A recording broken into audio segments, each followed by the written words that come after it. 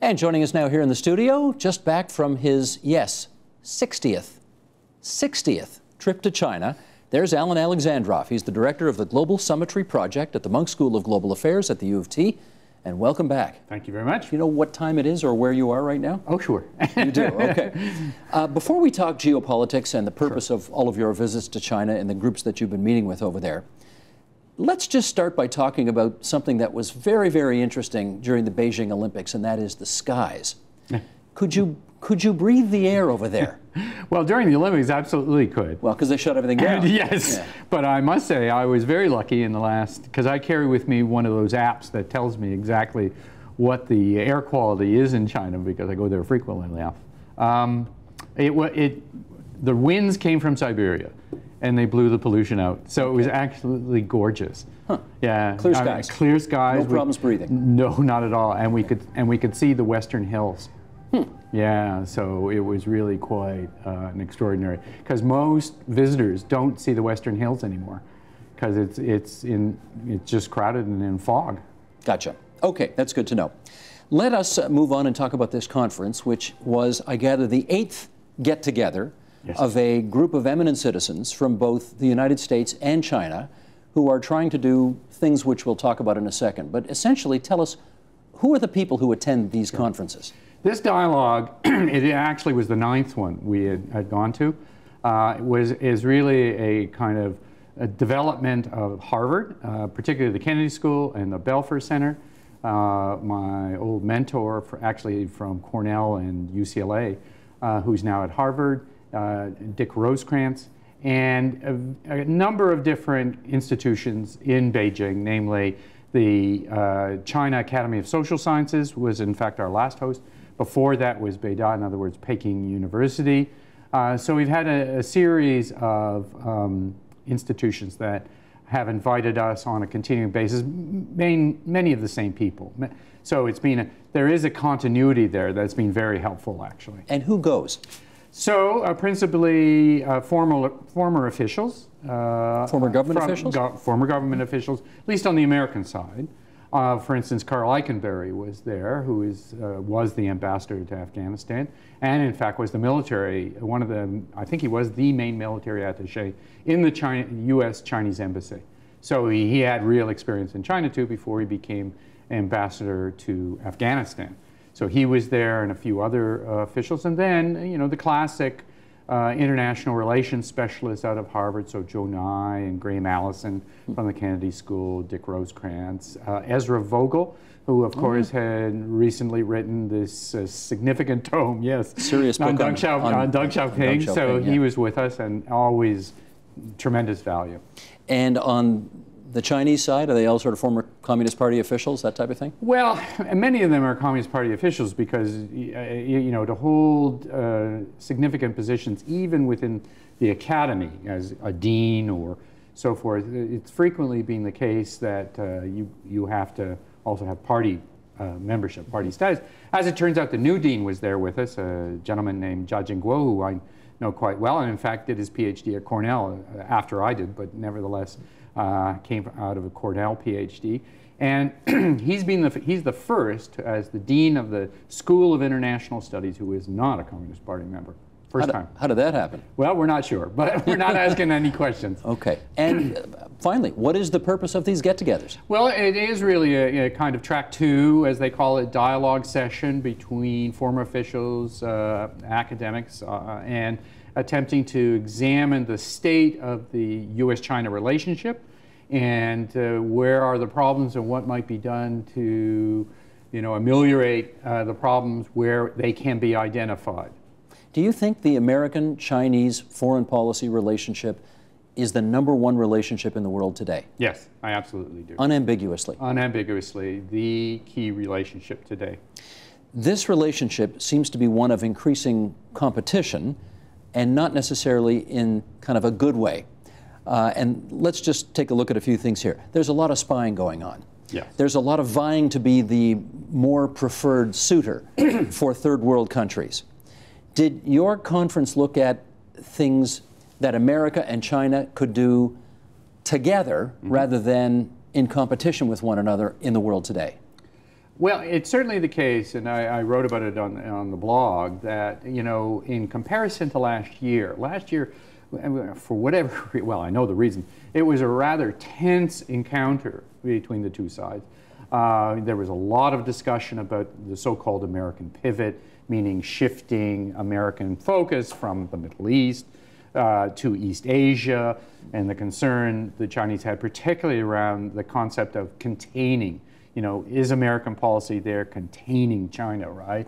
They don't like that notion. No, they definitely don't like. But as Joe Nye said from Harvard, he said the only country that can contain China is China, and you seem to be doing a pretty good job of it. So, you know, it's, you know, we speak openly and directly. We're not officials in that sense, clearly. But, you know, we know a fair bit about the relationship, and we can talk about it in the hopes that ideas can be, you know, encouraged, and that there is feedback into the governmental system. But if you're track 2, as you put it, yeah. Does that mean that officials from the Chinese side go and brief government officials in China after they're done, and your team goes and briefs State Department officials after they're done? Now, clearly I don't, but... You don't as a Canadian, no, but yes, others do, or they have contacts, and they do talk on both sides. And do you brief Canadian government officials on this? No. No. Why not? They've never asked me, so I've never briefed them. I see. So if they asked you, well. If they asked me, I would be happy to talk to them about it. We know there's a considerable amount of mutual suspicion between high-ranking officials in government. How about at your conference? Does that exist there too? Generally, it's very open and very friendly. It doesn't mean that people aren't prepared to say what they think, and they do. But I don't think it's particularly guarded in terms of, you know, the discussions, subject to one kind of caveat, and that caveat is this. It's very hard for the Chinese to know exactly what the Chinese government is thinking, and what's the policy, right? And here we have a situation currently where Xi Jinping had talked about a new model of great power relations, right? He's the new number one. He's the new number one. He's the president. And of course, nobody knows what it means, really. The foreign minister has kind of given some expression to it when he was in the United States in September, right? No confrontation, mutual respect, and win-win. But that doesn't tell you very much. And so, to a certain extent, there's a hesitancy, I would say, on the part of some of my Chinese colleagues, because they don't want to get out too far in front of where the government is on this, because it's not a healthy thing to do. And so there is some constraint there, but nevertheless, within the general parameters, it's a very good discussion. Is part of your hope to reduce the mutual suspicions that officials in both governments have for each other? Well, I think yes, but in particular, you know, we hope that the messaging and the you know, the looking at, okay, so, you know, what are the major lessons we take from the meeting, that those flow back. And so a certain amount of messaging is going to the government, both from the Chinese expert side back to the Chinese government, from the American government side, or from the American expert side back to the American government. And, you know, so it's sometimes a little bit of temperature taking, sometimes a little bit of, well, you know, here's some of the things we've noticed in the discussion that was different, that might give some signals to the government. Could you point to any foreign policy file in particular and say, you know what, that was a potentially dangerous, tense situation between China and America, which, thanks to our work, we lowered the temperature a bit? No, I don't think I could do that. I mean, it may well be that some of the things we've said over the years have had some general kind of impact, but I couldn't point to any specific instance, I don't think. You would want to have that kind of impact, though, wouldn't you? If you know, if we had said something smart enough that caused it to go back that way, yeah, of course. Are these two countries, China and America, so competitive in terms of how they see their roles in the world that they are beyond working together to solve international problems? No. What could they do together? Well, I mean, we were, you know, look, there are a series, one of the conclusions we drew from the discussions was that the real issues of tension really are, at the moment, what we call third-party issues. Meaning? So, meaning the People's Democratic Republic of Korea. North Korea. North Korea. The East China Sea disputes, which is particularly a Japan-China dispute. So right? these are not America-China disputes. Not necessarily, third party in that the respect. reality of that third party, let's be clear, the reality of the third party is, for instance, Japan and the United States have a bilateral defense relationship, right? So if things go not well in the East China Sea, there is no prospect that the United States would not be involved one way or another. So these are significant third-party issues, but they're significant U.S.-China issues. So they're third-party issues in the short run, but there's no question that if they were to ratchet up, right. It's an Sure. issue for the principals. It will include the principles, and there's no question. You know, look, the United States has significant military forces in East Asia, partly along the sea lanes, partly located, in fact, in the Japan situation with bases, and as is true also in Korea, South Korea, there are bases there as well. So the U.S. military has a significant presence. Not only that, of course, and most importantly in some respects, the economies, right? There is an enormous amount of trade and investment, critical trade and investment that goes on in that part of the world. So fair to say that the American military has a presence closer to China in a way that the Chinese military does not, closer to the United States. That is true. And that's of some concern to the Chinese? Yes, it is. Yes, it is. And leave aside the East China Sea and the Japanese question, and there's a similar question with respect to Japan and Korea. But also, we shouldn't forget, although it's been in relative quiescence, of course, the Taiwan issue, Sure. right? And the Taiwan issue remains and is not going to go away, although positive, collaborative relations, right, and have been true between the Taiwanese government and the Chinese government, certainly in the last 3 to 4 years, which is very nice. I want to ask you about that pivot again that you referred to a moment ago, Yeah. because that was a big deal in foreign policy. And I just wonder if you could shed a little light on the background that led to the United States deciding that it's not all going to be about the Middle East now. We've got to pivot Right. to a different region of the world. Why'd they do that? Well, I mean, and here I will step back. You know, the international relations types, myself included in this, of course, know the realist perspective. And the realist perspective says, when are you likely to see conflict between great powers? And, you know, the kind of bottom line on that is, well, we think when there are what are called power transitions. And certainly in East Asia, we have a rising China. We have a very powerful United States, but, you know, it's facing a rising China economically, militarily even. And the U.S. is not today what it once was. Probably, certainly compared to 1950s and 60s, Right. It's not as powerful. There's no question. Relative Although to it remains, you know, significantly. Sure. A powerful actor with a significant presence in Asia. So, you know, always that concern from the international relations community that if we're not careful with this power transition going on, rivalry, of course, but conflicts will ultimately emerge. So that's what the debate is about. How is China doing at what you said earlier, where its definite first-person interests in reducing American influence in Asia? Look, Chinese economic policy has certainly led to many of these countries having as their first partner in trade China. And that's a change, right? Was not the case 10, 15 years ago. So China has become a significant presence in the world of trade, economics, military. And they've done relationships, they've built relationships with the ASEAN countries, those are the Southeast Asian countries, have done trade agreements, and of course now there are other trade agreements that are being negotiated. So there's a lot of kind of activity there.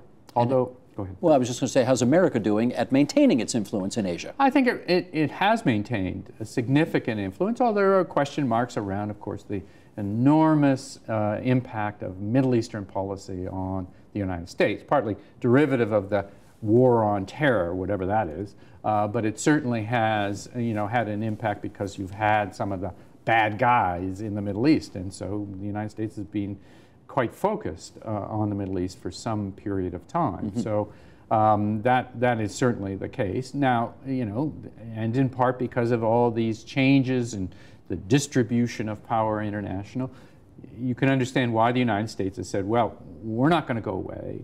And we're signaling through this so-called rebalancing, because that was the original kind of perspective on it, and then it became a pivot, and then in some senses the United States says, well, this is all about economic and diplomatic activity. It's not about the military activity, but I don't think the Chinese believe that one. Okay. So, do we know how many nuclear weapons China has?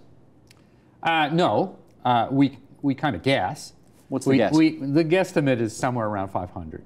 500. Yeah. Well, that's a far cry from the thousands that the United States has, right? So, all right, question. the United States is still unambiguously a much superior nuclear power, but stupid things happen in foreign affairs. Stupid things can happen. And, we remember back in the Cold War, they had that so-called hotline between the Soviets and the Americans, lest there not be any misunderstandings that could lead to the destruction of the world. Is there a Chinese-American hotline? There is actually, but it is not as flexible, apparently, as was the U.S. and Soviet one, right? In the U.S.-Soviet one, if something came up, somebody picks up the line and says, I want to talk to so-and-so, right? Apparently, you can't quite do that with respect to the U.S.-China line, but, they're working on it, and, certainly both sides are very intent, in quote, that this not become a Cold War. That, both sides are adamant about that. They certainly, that's what they express, that they do not want this to turn into a Cold War, and they don't want people to analogize it to simply, oh, well, this is the equivalent in the 21st century of what we saw in the 20th century.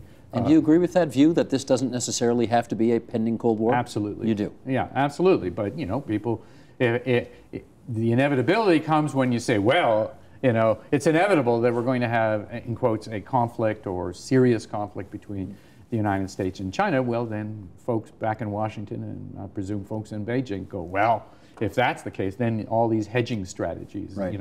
And to be fair, I mean, on the military side, the United States, even though it has, reduced its budget somewhat, still spends about $700 billion on the military. I think they spend more than the next 10 countries combined on the military. And while it's harder to know what the Chinese are spending, there's no question that they're spending well over $100 billion. Now, that's still a huge gap, right, between the two, and it's related to, well, okay, so is it all about paying salaries to the military, or is it around more capabilities, and how are those changing?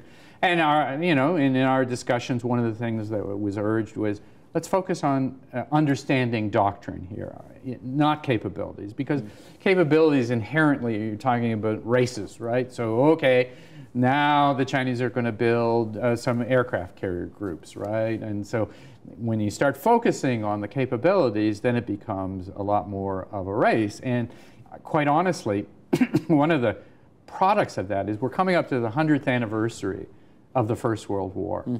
And the analogizing to the historical reality of the German-British kind of tension and conflict, rivalry that occurred, the naval building race that occurred around 1907, and just a few years before the First World War, people will constantly make reference to that kind of stuff, and make some comment about how the German-British relationship, well, there's the Chinese-American relationship, how similar or not, notwithstanding that, of course, circumstances are dramatically different. So don't overlearn that lesson of history. Let's hope that people can stand back. Well, what do you think both sides could do to ensure that this doesn't become the Cold War that you hope it doesn't become? Right. Well, one view is something like Henry Kissinger's view when he wrote on China. It was repeated, actually, at the conference. Not quoting, but nevertheless, the notion of a kind of coevolution, right? And there you kind of focus on your domestic priorities, and you kind of minimize the tensions and collaborate where you can. Most of the folks, I would say, including my mentor, Dick Rosecrans at Harvard, says, no, they have to have a much closer, much deeper economic relationship foundation, and then you got to build collaboration. And meanwhile, you don't want to focus on the territorial issues, right?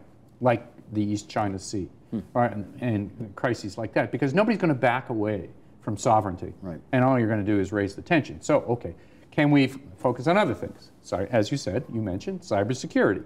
In what's called the SNED, which is the annual meeting between China and the United States, lots of officials, lots of advisors, blah, blah, blah, meeting. They've created now, they've institutionalized it a little bit. They've created 2 continuing committees or working groups. One is on cybersecurity and one is on climate change.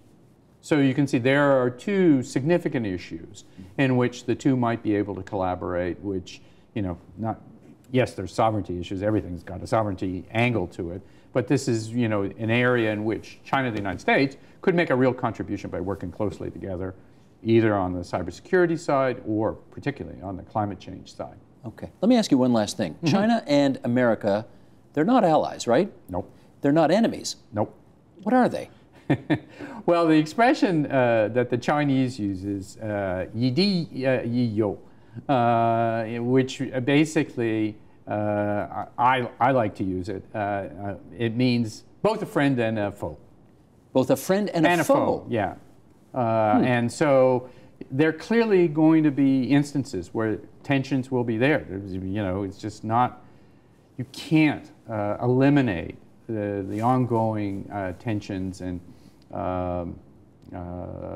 that are part of what's going on in East Asia. And in fact, I mean, the traditional expression of that is fei di fei yo, which means neither a friend nor a foe. That's the traditional one. That sounds better, actually, because if you're both a friend and a foe, that sounds a bit, complicated? When you're a foe, that could get scary. Sure. If you're neither friend nor foe, but something in the middle, that sounds manageable. It does sound manageable. I tend to like the first only because you can see yourself being able to collaborate more fully, even though there are clearly rivalries and competition. Not going to go away. And indeed, I think there was a kind of consensus that we really have to build the collaborative relationships now. Because in 10 years, if we don't do that, then the tensions may indeed be much more difficult. And you want the pattern of collaborative behavior. What I've suggested is a kind of 21st century concert of powers. You want to build that now, so that as China becomes even more capable, that there are certain patterns of behavior of collaboration that the 2 sides have learned over 5, 6, 7 years. That will help the relationship. Got to get the plumbing right, eh? Got to get the plumbing right. Establish some trust, and if problems happen, then you've got a shot at fixing it. Fixing it, and not having them go out of control. Right. Because there really is no pattern of behavior in which the 2 sides quickly can come together and look at the hard facts and look for alternative ways out. Good. Alan Alexandroff, Director of the Global Summitry Project at the Munk School of Global Affairs at U of T. Always good of you to visit us at TVO. Thanks, Alan. Alan. Always fun. Always fun. Support Ontario's public television. Donate at tvo.org.